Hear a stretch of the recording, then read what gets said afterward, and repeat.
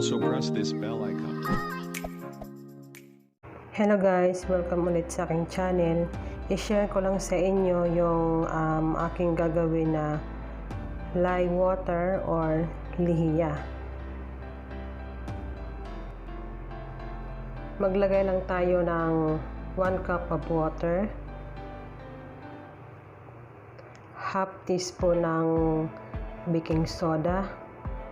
Baking soda guys ha, baka magkamali kayo, magkaiba yung baking soda at saka baking powder. Baking soda yung ating gagamitin para sa lihiya. Haluin lang natin guys at pakuloyin ng mga 5 minutes lang. Sa mga magtatanong dyan kung para saan nga ba ang lihiya, yan yung ginagamit sa mga nagluluto ng kutsinta o kaya sa pichi-pichi. Para, di ba kung napapansin nyo, parang gami at saka chewy na bouncy yung kutsinta. Kasi dahil dyan sa nilalagay na lihiya.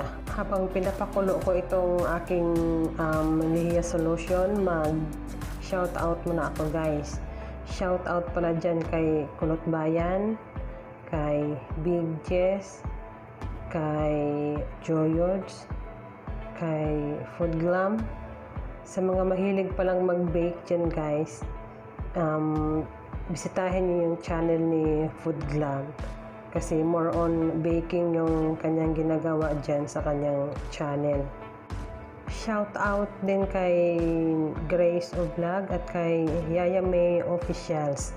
Sa mga hindi pa nakapag-subscribe dito sa aking channel guys, please subscribe at paki-click na rin ang notification bell para updated kayo sa aking mga i-upload pa na videos.